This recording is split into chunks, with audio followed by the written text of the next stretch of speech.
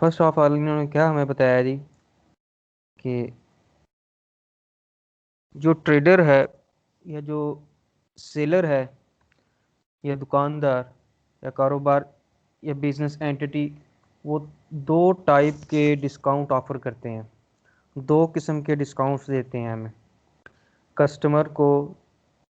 अपने जो भी उसका कस्टमर है उसको वो दो टाइप के डिस्काउंट जो है वो ऑफर करते हैं। एक का नाम है ट्रेड डिस्काउंट और दूसरे का नाम है सेटलमेंट डिस्काउंट। तो ट्रेड डिस्काउंट जी क्या है हमारे पास? ट्रेड डिस्काउंट ये होता है कि एक लिस्ट प्राइस दी होती है कि जो कि आमतौर पर लिस्ट प्रोडक्ट्स के ऊपर लिखी जाती है या उनकी लिस्ट बनाई होती है जिन्होंने, तो उसके ऊपर जो डिस्काउंट देते हैं ना वो उसको हम ट्रेड डिस्काउंट कहते हैं। Offered by a seller to customers before entering into transaction based on some policy.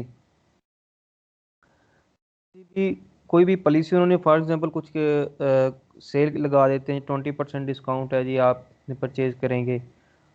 अक्सर जब हम देखते हैं कि आजकल यानी कि मिड ऑफ अक्टूबर में सेल्स स्टार्ट हो जाती हैं किसके ऊपर, ये शू शॉप्स वगैरह पे अक्सर, कि जो कि सेल कर कोई कह रहा है 70% अप टू 70% ऑफ, कोई फ्लैट 50% ऑफ, मुख्तलिफ किस्म की। तो वो भी एक किस्म की वो उस ट्रेड डिस्काउंट ही है, लेकिन उसको सीजनल डिस्काउंट भी कहा जाता है। तो ट्रेड डिस्काउंट में क्या है जी, हमारे पास दो आ जाते हैं जी। फिर बल्क परचेज डिस्काउंट है और उसके बाद रेगुलर कस्टमर डिस्काउंट्स और सीजन एंड डिस्काउंट्स। हाँ जी, ये जितने भी डिस्काउंट्स हम देते हैं इनको हम क्या करते हैं, बायर या सेलर जो भी है अपने बुक्स ऑफ अकाउंट्स में इनको रिकॉर्ड नहीं करता। यानी कि जो चीज़ जितने की परचेज करता है उसको उस अमाउंट के साथ ही शो किया जाता है, और सेलर जिस अमाउंट के साथ सेल करता है वही अमाउंट उसके साथ शो करता है। वैसे आमतौर पर जो हम डिस्काउंट्स अगर रेगुलर जो आम डिस्काउंट हम देते हैं, तो अगर उसको एज अ सेलर के लिए एक्सपेंस के तौर पर देखा जाता है, और जो बायर है जो डिस्काउंट रिसीव कर रहा होता है वो उसके लिए इनकम होती है, और इनकम के तौर पे देखते हैं। तो जब हम इस जाविये से देखते हैं, इस पॉइंट ऑफ व्यू से देखते हैं, तो इसलिए उसको हम रिकॉर्ड भी करते हैं। तो जबकि ट्रेड डिस्काउंट में इस तरह का कोई सीन नहीं होता, उसको रिकॉर्ड ही नहीं किया जाता, तो इसलिए उसमें जो एक्सपेंस या फिर इनकम इस तरह इसको फिर नहीं लिखते हम। List price of a product is rupees 220 and retail seller offers 10% discounts to its customers। ये हम जब इसको देखते हैं कि क्या आ जाएगा 20% का, जब 220 का हमारे पास आ रहा है 10%, तो कितना हमारे पास आ जाएगा, हम 10% इसका लेंगे तो हमारे पास 20 रुपीज़ आ जाएगा। 20 रुपीज़ हम सॉरी 22 रुपीज़, और 22 में हम 220 में से लेस कर देंगे तो हमारे पास ₹198 आ जाएगी। यानी कि जो प्रोडक्ट की प्राइस है हमारे पास वो है ₹198। तो हम क्या करेंगे जी, इसमें परचेजेज अकाउंट जो हमारे पास आ जाएगा 198, and cash discount sorry cash account 198। Purchases debit हो रही हैं 198 रुपये से, और कैश जो है वो भी कैश अकाउंट 198 रुपये के साथ जो है वो क्रेडिट हो रहा है। अगेन एक से मैं मिनट आपको सर, फिर बता। सॉरी सर, जी ये जो अभी है इसमें ये 220 डिवाइडेड बाय 10 नहीं होगा? बेटा, आप मल्टीप्लाई करके भी कर सकते हैं इसको, डिवाइड भी 100 के साथ कर सकते हैं। ये मुख्तलिफ तरीके से जो है इसको हम फाइंड आउट कर सकते होते हैं। नहीं सर, हमने 10% डिस्काउंट के बाद इसकी वैल्यू फाइंड की है ना? 198 की है, 198। हाँ जी, तो उसके लिए तो हम डिवाइडेड बाय 10 कर नहीं करेंगे, 220 डिवाइडेड बाय 10। तो ऐसा नहीं होता बेटा, ये जो हम जब परसेंटेज निकालते हैं ना, जिस की परसेंटेज निकाल रहे होते हैं उसको जैसे 10/100 से मल्टीप्लाई करना था हमने, या हाँ टू जी। Twenty divided by 100 multiply by 10, इस तरह भी हाँ कर जी। सकते हैं। या जैसे हम 10% जब शो करवा देंगे तो इसका मतलब है 10/100 होगा। जी। ठीक है।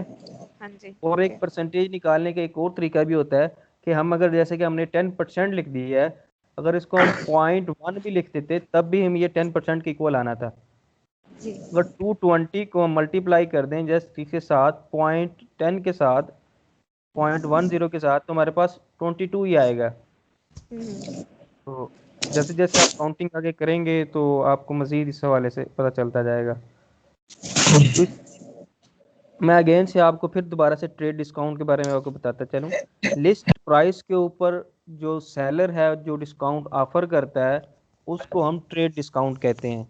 इसमें फिर मुख्तलिफ डिस्काउंट्स हैं, बल्क परचेज भी है, उसके साथ साथ क्या कहते रेगुलर कस्टमर डिस्काउंट भी है और सीजन एंड डिस्काउंट्स भी है। तो जब लिस्ट प्राइस के ऊपर जब डिस्काउंट ऑफर करते हैं तो उसको बायर एंड सेलर दोनों में से कोई भी अपनी बुक्स ऑफ अकाउंट्स में उस डिस्काउंट को रिकॉर्ड नहीं करता, क्योंकि एक्चुअल प्राइस जो वो रिसीव सही कर है। रहा होता है। जी। इसमें भी आया था, सही है। हम्म। सर ये क्विज में भी आया था हेलो। ये। किसमें भी आया था? अच्छा। जी सर। तो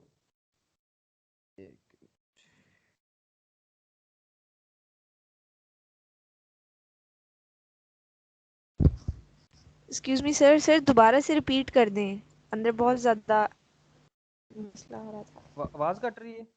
जी, आवाज खराब हो रही थी सर। अच्छा, मैं अगेन से बता रहा हूँ। लिस्ट प्राइस के ऊपर जो डिस्काउंट ऑफर किया जाता है उसको ट्रेड डिस्काउंट कहते हैं, ठीक है। उसको ना तो बायर रिकॉर्ड करता है और ना ही सेलर रिकॉर्ड करता है। उस डिस्काउंट को जो टोटल लिस्ट प्राइस में से लेस करके हम जो प्राइस है वो लिखते हैं, उसको हम रिकॉर्ड करते होते हैं। यहाँ पे हमने बताया गया है कि एक रिटेलर सेलर है वो अपने जो कि कस्टमर्स हैं उनको 10% डिस्काउंट ऑफर कर रहा है।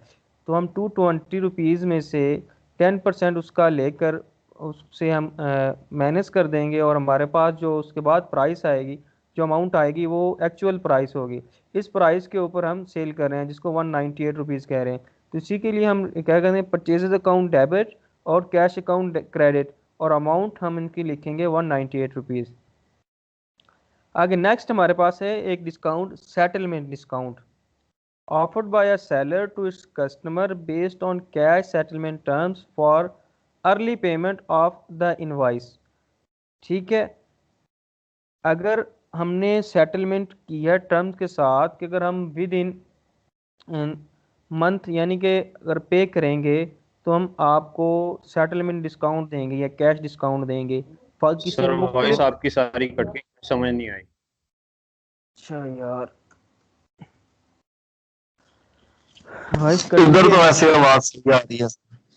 जी, आवाज मुझे तो सही आ रही है। तो आपको सही आ रही है? जी जी। ये मेरे एंड से शायद कोई प्रॉब्लम है। चलें ठीक है सर, अब सही आ रही है, आप कंटिन्यू करें। ओके जी।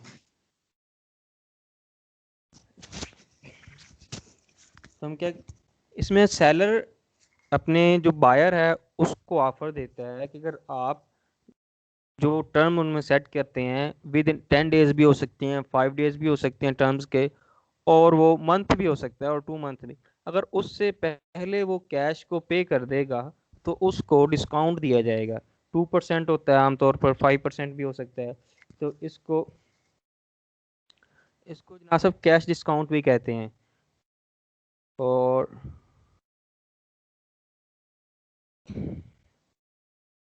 अब इसमें क्या है, इनवाइस हमारे पास है 2000 रुपीज़ की, और उसके साथ साथ टर्म्स आगे बता रही हैं 5/10 एंड 30।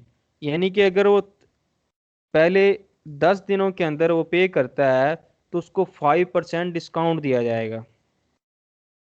इसको इस तरह से शो करवाते होते हैं, जब किसी भी स्टेटमेंट में या ट्रांजैक्शन में ऐसा लिखा हुआ आ जाए तो आपने समझ लेना है कि एन के साथ एन 30 से मुराद ये है कि 30 डेज के अंदर उसने पेमेंट करनी है। और जब 30 डेज में पेमेंट करेगा तो मैक्सिमम जो क्रेडिट की टर्म्स है वो 30 डेज है। अगर 30 डेज से बाद में जाएगा तो उसके साथ फिर कुछ टर्म्स चेंज भी हो सकती हैं, और हो सकता है कि नेक्स्ट टाइम उसको जो क्रेडिट पे चीज़ें दी गई हैं उसके बारे में सेलर सोचे कि भी इसको चीज़ें देनी चाहिए या नहीं देनी चाहिए, क्योंकि ये टाइम पे पेमेंट नहीं करते। तो अगर वो टर्म्स के साथ क्या करता है कि 10 दिनों के अंदर वो पे कर देता है तो उसके लिए ये टर्म्स हैं कि उसको 5% डिस्काउंट मिलेगा। तो सेटलमेंट डिस्काउंट की हम क्या निकालेंगे, अगर हम 2000 का 5% ले तो हमारे पास 100 आता है। तो ये भी जो भी अमाउंट हमारे पास आ गई, इसको दोनों जो है सेलर भी और बायर भी अपने बुक्स ऑफ अकाउंट्स में रिकॉर्ड करेंगे। और ये सेलर के लिए एक्सपेंस है और बायर के लिए ये इनकम है। अगरचे इस इनकम और एक्सपेंस में बज़ाहिर तौर पे कैश ना तो पे किया जा रहा है ना ही रिसीव किया जा रहा है, लेकिन हम इसको रिकॉर्ड करते हैं एज ए एक्सपेंस के तौर पर और इनकम के तौर पर। कैसे? अब जहाँ पर सेलर को 2000 रुपीज़ मिलने थे, उसकी इनकम में 100 रुपीज़ की कमी आ गई है, ठीक है। और इस तरह बायर जिसने अपनी एक्सपेंस के तौर जिसने एक्सपेंस करना था 2000 का, उसने 1900 पे कर रहे हैं, तो उसके एक्सपेंस में भी कमी आ गई है। तो जब ये कमी आई है तो हम इनको बायर के लिए इसको इनकम कहते हैं और सेलर के लिए इसको एक्सपेंस कहते हैं। और इसको डिस्काउंट अलाउड भी कहा जाता है, और इसके साथ बायर डिस्काउंट रिसीव्ड भी कहते हैं जी बायर के लिए। जब कभी भी डिस्काउंट अलाउड आ जाए तो आपका मतलब आपने कुछ चीज़ सेल की थी और उसके ऊपर आपने डिस्काउंट दिया है। डिस्काउंट रिसीव्ड ये भी आता है, और इसको जब भी हम देखेंगे डिस्काउंट रिसीव्ड तो यानी कि ये बायर की तरफ है, यानी कि बायर ने डिस्काउंट हासिल किया है। और discount allowed always our expense and discount received always.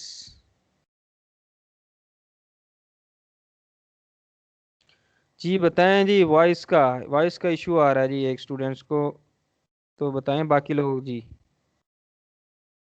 आपको ठीक आ रही है?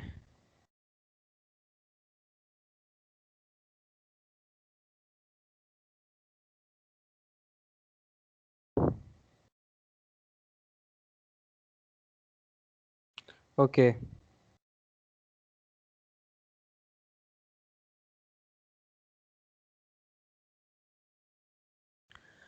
मैं फिर से बताता चलूँ आप लोगों को, डिस्काउंट अलाउड जो होता है वो हमारा एक्सपेंस होता है और डिस्काउंट रिसीव्ड हमारी इनकम होती है। यहाँ पे हमने क्या याद रखना है इसमें कि trade discount is never recorded in journal entry. जब कभी भी हमें बताया जाए कि लिस्ट प्राइस के ऊपर डिस्काउंट हम ऑफर कर रहे हैं या एक जनरल डिस्काउंट हम सब के लिए ऑफर कर रहे हैं, तो उसको हम कभी भी रिकॉर्ड नहीं करेंगे, ठीक है। उसको जनरल एंट्री में रिकॉर्ड नहीं करना, और ना ही बायर और सेलर इसको रिकॉर्ड करेगा। तो ये आमतौर पे इसका एमसीक्यूज भी बन सकता है कि लिस्ट प्राइस के ऊपर जो ट्रेड डिस्काउंट है, क्या उसको बायर सेलर रिकॉर्ड करता है? बिल्कुल नहीं करता। क्या उसकी हम जनरल एंट्री पास करते हैं? हम उसकी जनरल एंट्री रिकॉर्ड भी नहीं करते। नेक्स्ट जी, settlement discount is recorded as a discount allowed और डिस्काउंट रिसीव्ड। यानी कि अकाउंटिंग हेड जो सेटलमेंट अकाउंट का आएगा, इसका अकाउंटिंग हेड डिस्काउंट अलाउड और डिस्काउंट रिसीव्ड आएगा। तो हमने इसको जब जनरल एंट्री में रिकॉर्ड करना होगा तो इसको डिस्काउंट अलाउड और डिस्काउंट रिसीव्ड के नाम से हम इसको रिकॉर्ड करेंगे। बायर रिकॉर्ड करेगा डिस्काउंट रिसीव्ड से और सेलर करेगा डिस्काउंट अलाउड से।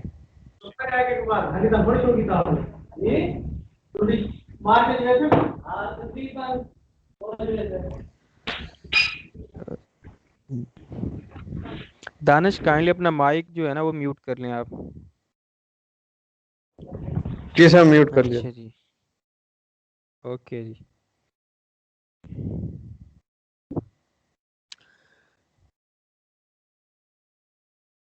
जी ये क्लियर है आप लोगों को? डिस्काउंट, ट्रेड डिस्काउंट और सेटलमेंट डिस्काउंट।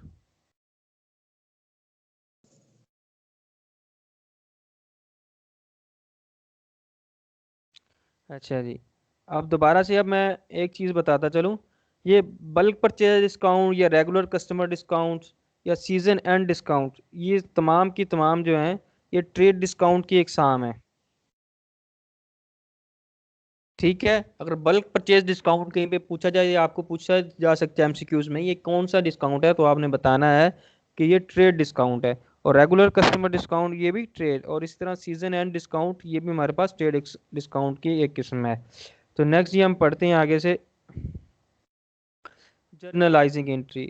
सिनेरियो क्या है जी हमारे पास? Cash received from debtor 114 rupees in full settlement of his account ₹120। यानी हमने 120 रुपये उससे लेने थे और 114 रुपये उसने दे दिए। उसने कहा जी आपका खाता कंप्लीट हो गया जी, हमारा खाता क्लियर हो गया। यानी कि 6 रुपये उसने कम दिए और हमने 120 रुपये में से, तो हम समझ रहे कि हमारे पास 120 रुपये आ गए हैं। तो हमने इसको सेटलमेंट कैसे करना है, इसकी जनरल एंट्री कैसे रिकॉर्ड करनी है, इसको हम देखेंगे। ये है जी पार्ट वाइज एंट्री बता रहे हैं हमारे पास। Cash account debit, debtor account credit. Cash हमारे पास एसेट है और इसमें इजाफा हो रहा है। डेटर अकाउंट जो है हमारे पास ये भी एसेट है लेकिन इसमें कमी हो रही है। ठीक है जी। तो हमारे पास डिस्काउंट अलाउड क्या है जी, हमारे पास एक्सपेंस है। और डेटर अकाउंट क्या है जी, हमारे पास एसेट है। तो एसेट हमारा क्या हो रहा था, कम हुआ है 6 रुपए से। हम इसको कंपाउंड एंट्री के तौर पर रिकॉर्ड करेंगे, जैसे कि हमने कल भी रिकॉर्ड करना सीखी थी। कंपाउंड एंट्री, कंपाउंड एंट्री में क्या होता है, एक अकाउंटिंग हेड जो है वो हमारे पास कॉमन होता है। एक काउंटिंग हेड इसमें कॉमन होता है। तो अभी देखते हैं जी, कंबाइनिंग द टू एंट्रीज क्या करें जी। कैश अकाउंट 114, डिस्काउंट अलाउड क्या किया जी हमने 6, एंड डेटर्स अकाउंट 120। यहाँ पे डेटर्स अकाउंट हमारे पास क्या है जी, एक कॉमन है। अगर जब हम दो एंट्रीज बनाकर देखेंगे तो हम इस दो एंट्रीज की बजाय डायरेक्टली भी इसको करेंगे। तो हमने कैश जितनी अमाउंट आएगी उसको लिख देंगे और डेटर्स अकाउंट को फुल अमाउंट के साथ, जो कि अमाउंट हमारे पास।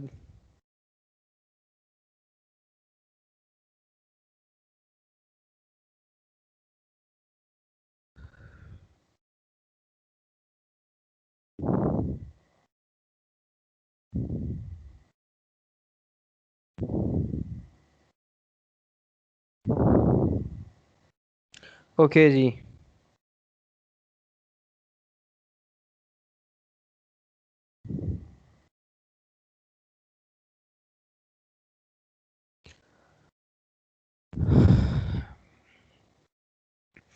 तो हमने इसको कंबाइन जस्ट वो एक याद दिलाने के लिए, सीखने के लिए किया है।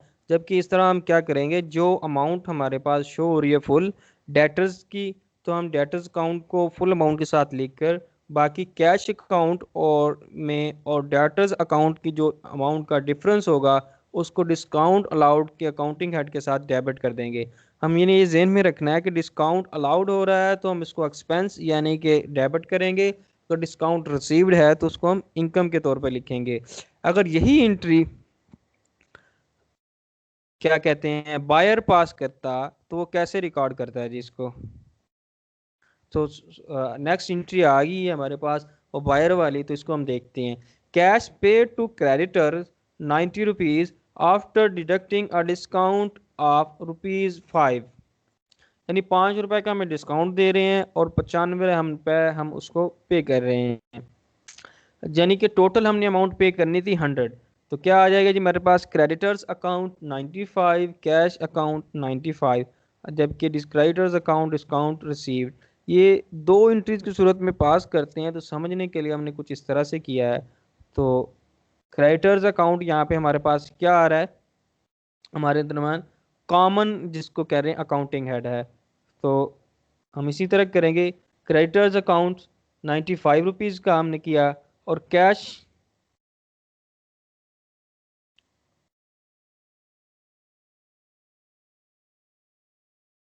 हमने किया है जी हमारे पास कैश अकाउंट 90 और 9 डिस्काउंट रिसीव्ड हमारे पास क्या है 5 रुपीज़।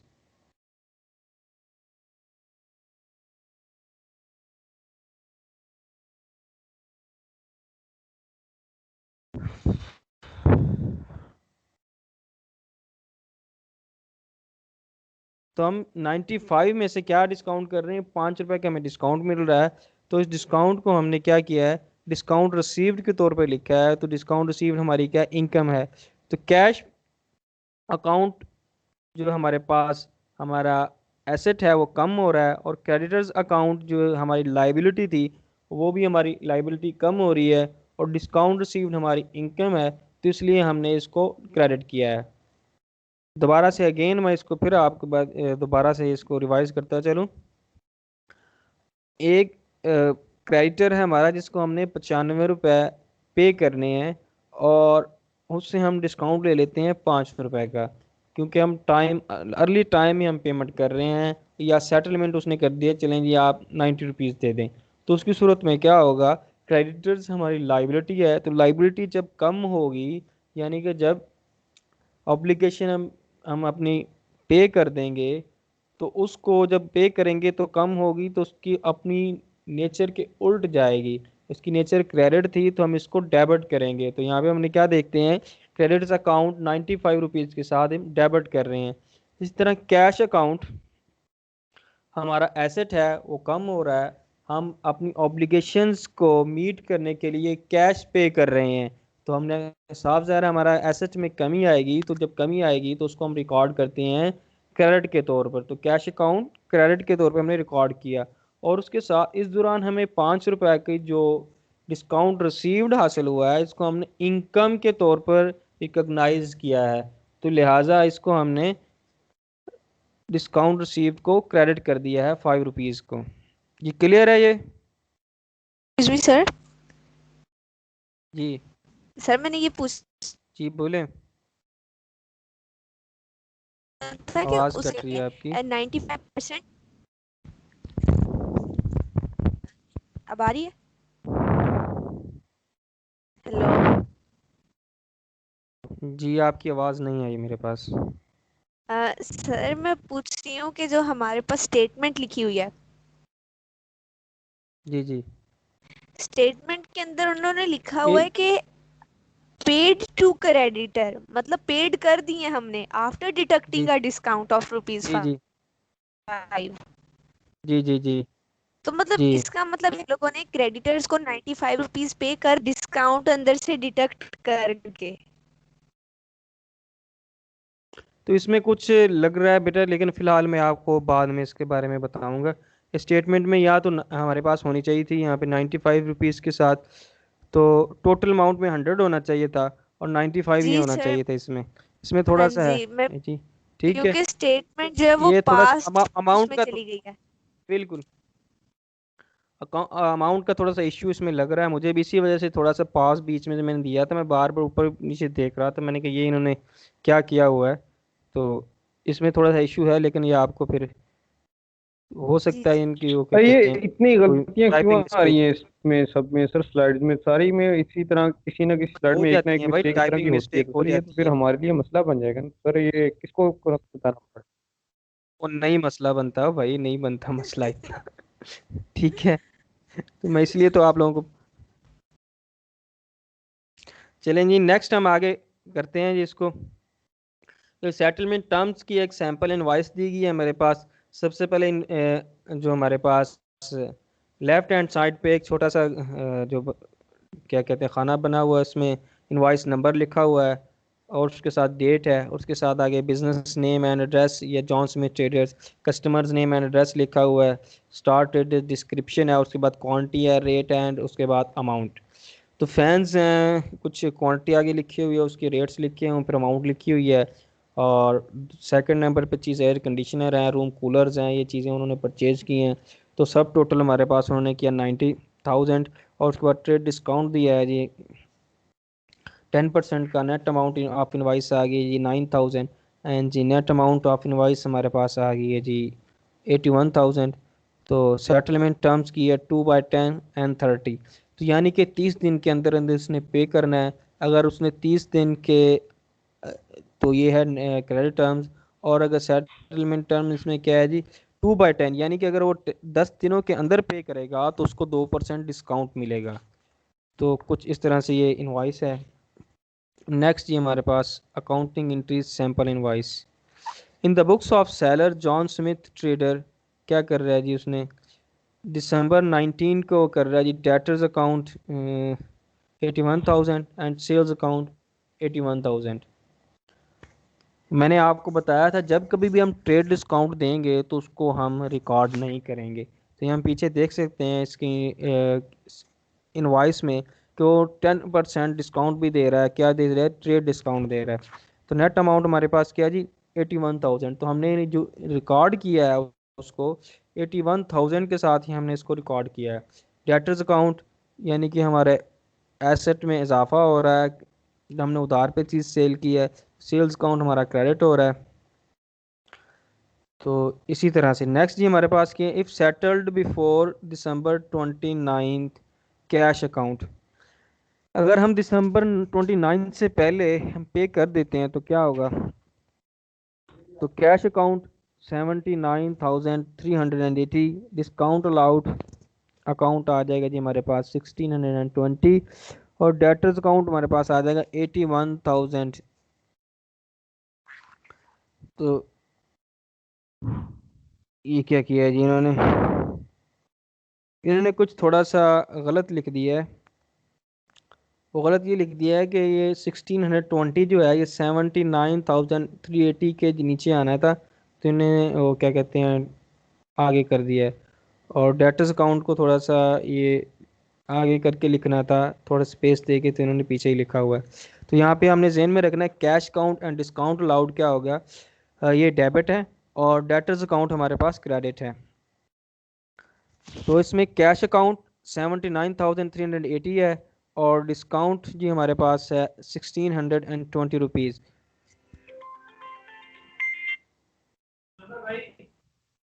जस्ट एक मिनट, कॉल आ गई, ज़रा मैं कॉल सुन लूँ।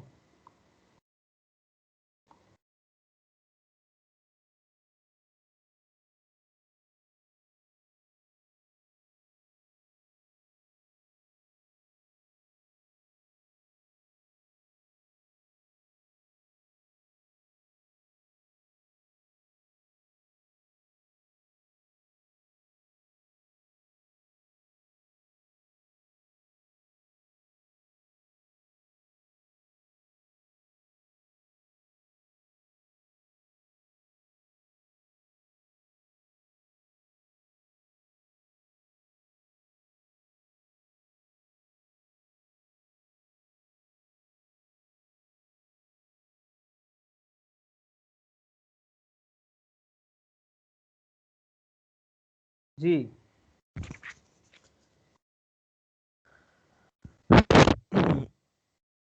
नेक्स्ट जी हमारे पास इफ सेटल्ड आफ्टर जो हमारे पास होता है, अगर हम 29 दिसंबर के बाद कैश हमें रिसीव होता है तो हम क्या करेंगे?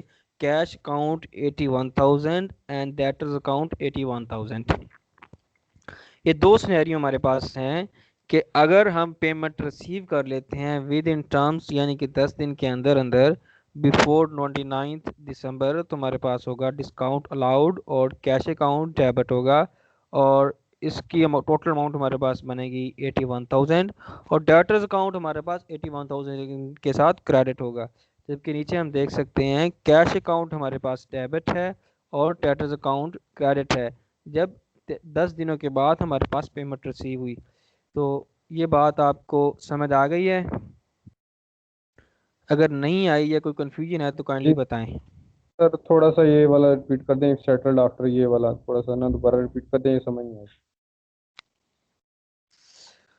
सेटल्ड आफ्टर वाला बात ये है कि हमने इनवॉइस को देखते हैं सबसे पहले। इनवॉइस में क्या दिया गया जी हमारे पास? सेटलमेंट टर्म्स क्या? 2/10 एंड उसके बाद N30, यानी कि 30 दिन के अंदर अंदर पेमेंट करनी है इसकी। और अगर हम 10 दिनों में पे करते हैं तो 2% डिस्काउंट, सॉरी रिसीव करते हैं तो 2% डिस्काउंट देंगे। तो हम क्या देखते हैं जी, अगर तो पहले ही हमने अपने सेलर ने एंट्री जो रिकॉर्ड की अपने पास, debtors account debit, sales account credit 81,000 के साथ। 81,000 उसने डेबिट किया और सेल्स अकाउंट 81,000 के साथ क्रेडिट किया है। नेक्स्ट हमारे पास है जी, अगर वो हम को पेमेंट 10 दिन के अंदर अंदर कर देते हैं, फॉर एग्जांपल 29 तारीख से पहले उन्होंने हमें पेमेंट कर दी है, तो हम क्या करेंगे जी? कैश अकाउंट डेबिट करेंगे, उसके बाद उसको डिस्काउंट अलाउड देंगे। डिस्काउंट अलाउड कितना? 81,000 का 2%। 2% हमारे पास बनता है 1620 रुपीज़। ये 1620 रुपीज़ हमारे पास बनता है, इसको हम क्या करेंगे? Debit. Discount allowed debit, cash account debit, कितने से इनका टोटल अमाउंट हमारे पास बनना चाहिए? 81,000। अब इनको हम टोटल करते हैं तो 81,000 ही है। और इस तरह डेटर्स अकाउंट क्रेडिट कर देंगे हम, क्योंकि ये हमारा एसेट था, अब ख़त्म हो गया है, तो इसके एवज हमने कैश रिसीव कर लिया है और कुछ डिस्काउंट दे दिया है, तो इट डेटर्स अकाउंट क्रेडिट कर देंगे।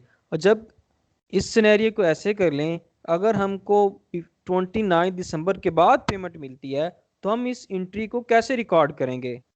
तो इस एंट्री को सिंपल तरीके से हम रिकॉर्ड कर देंगे, जैसे कि ऊपर हमने रिकॉर्ड किया था डेटर्स अकाउंट सेल्स अकाउंट वाला। तो तो यहाँ पे क्या आ जाएगा, कैश अकाउंट डेबिट हो जाएगा और डेटर्स अकाउंट क्रेडिट हो जाएगा। जी क्लियर है अब? जी सर क्लियर। ओके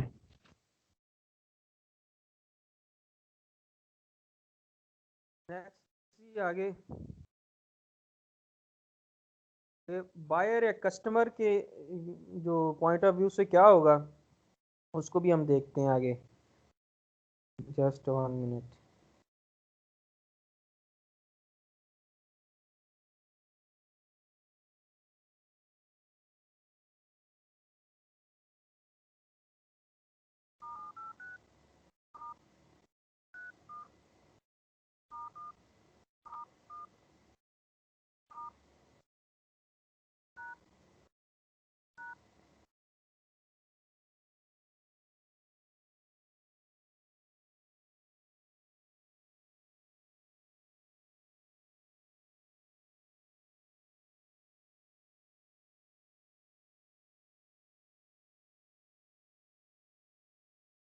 जी हम क्या देखते हैं जी, बायर या कस्टमर स्टार ट्रेडर ने कैसे इसको रिकॉर्ड करना है। उसने परचेजेस अकाउंट क्या किया है जी, डेबिट, क्योंकि उसकी परचेजेस जो कि एक्सपेंस है हम इसको कहते हैं, इसमें इजाफा हुआ है, इसकी नेचर क्या है जी, डेबिट, तो हमने इसको क्या किया दिया जी, इजाफा हो रहा है तो इसको, ये इंक्रीज हो रहा है तो इसको डेबिट किया।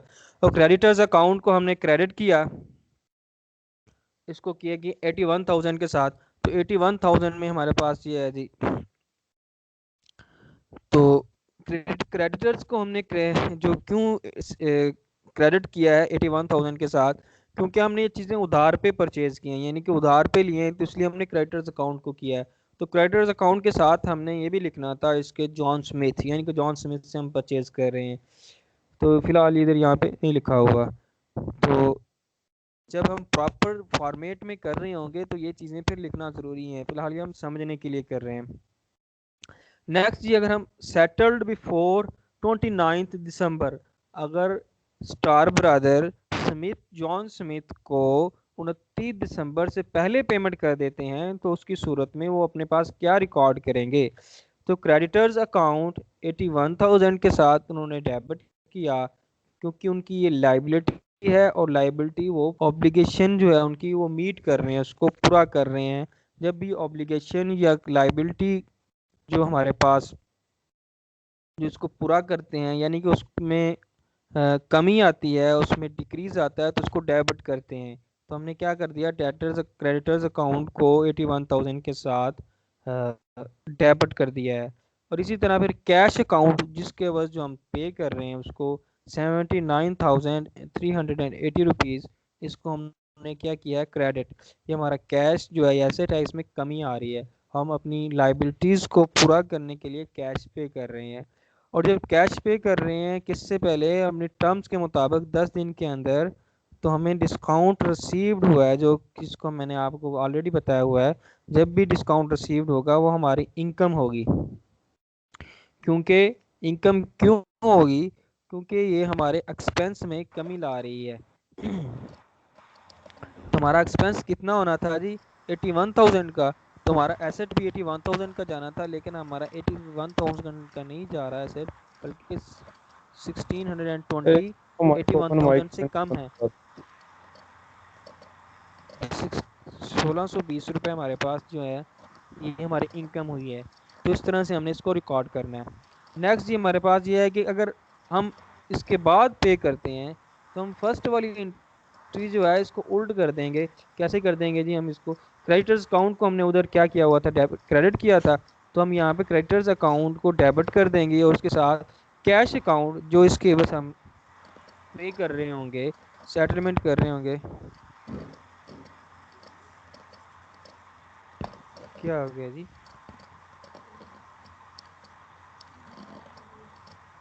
इसका माइक है जी ऑन पे, ओके जी।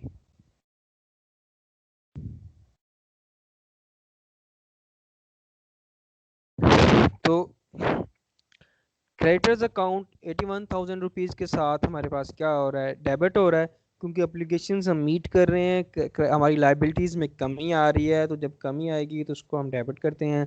कैश अकाउंट को हम क्रेडिट कर रहे हैं 1000 के साथ। एसेट है, इसमें कमी आ रही है, डिक्रीज आ रहा है, तो हमने इसको क्रेडिट कर दिया है। जी क्लियर है ये?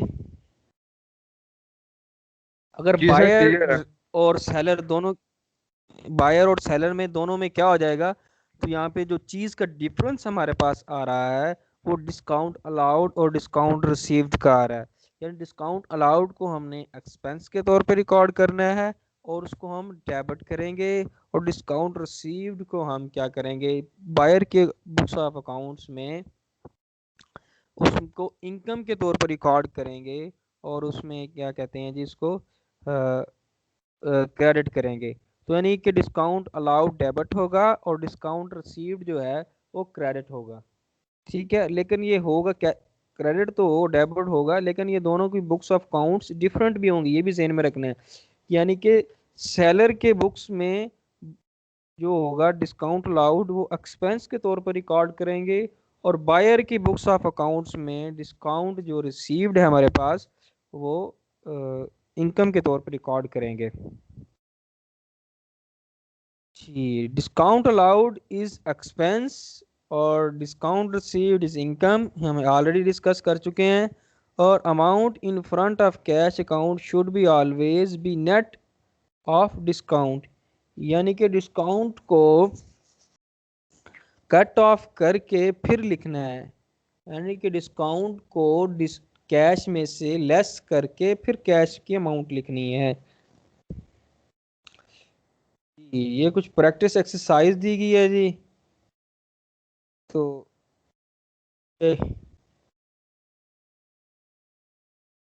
हम देखते चलते हैं इसको। Business started rupees 100,000, furniture worth 35,000 as capital. Business को स्टार्ट कर रहे हैं किससे, 1 लाख रुपए से, और 35,000 रुपए के किसके साथ, कैश के साथ। तो यहाँ पे इन्होंने क्या किया है, 2 जीरो जो हैं, यानी कि 3 जो हमारे पास, सॉरी 2 की बजाय 3 जो यहाँ पे इन्होंने जिसके साथ ज़ीरो हैं ये कम कर दिए हैं, तो इसको ज़ीरो को कम करके ये लिख रहे हैं। तो ये बात हमने वो क्या कहते हैं, इससे कंफ्यूज नहीं होना।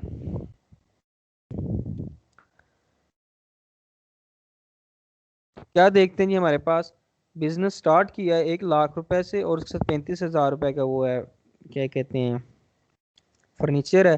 तो कैश अकाउंट डेबिट और फर्नीचर अकाउंट भी डेबिट, और उसके साथ साथ कैपिटल अकाउंट हमारे पास क्रेडिट हो रहा है कितने से, 135। इसका मतलब ये 1,35,000 रुपए से, यानी कि 135,000 इसके साथ हम क्रेडिट कर रहे हैं। ये हम देख सकते हैं उन्होंने ऊपर डेबिट रुपीज़ के साथ जहाँ पे लिखा हुआ है, या क्रेडिट यहाँ पे अमाउंट के साथ रुपीज़ की उन्होंने लिख दिया है। यहाँ जो अमाउंट लिखेंगे उसके साथ हमने 3 जीरो कट कर दिए हैं, या आपने जब इसको अलग से लिखना है तो अज्यूम करना है कि 3 जीरो इसके साथ हैं। जी इस बात की समझ आ रही है?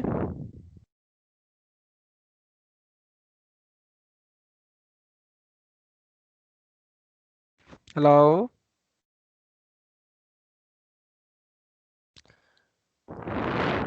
जी स्टूडेंट,